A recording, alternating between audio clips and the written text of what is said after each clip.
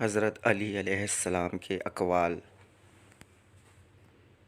مومن کو پریشان مت کرو ورنہ تمہاری نیکیاں درخت کی چھال کی طرح اتار لی جائیں گی۔ اللہ پر بھروسہ حکمت کا قلعہ ہے۔ خوبصورت بات کرو تاکہ خوبصورت جواب سنو۔ بڑے بڑے گناہوں کا کفارہ یہ ہے کہ انسان ستم رسیدہ کی فریاد رسی کرے اور رنجیدہ انسان کے غم کو دور کرے۔ یہ بہت ہی گھاٹے کا سودا ہے کہ تم دنیا کو اپنی قسمت سمجھ لو۔ جہاں جلد بازی ہوتی ہے وہاں لازمی غلطیاں ہی غلطیاں ہوتی ہیں۔ جھوٹ بولنے کی عادت تنگ دستی لاتی ہے۔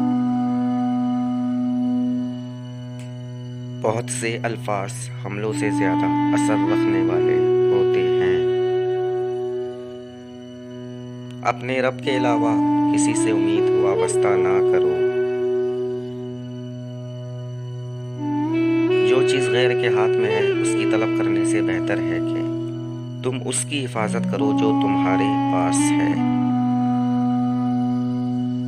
سب سے بہترین تحفہ نصیحت ہے۔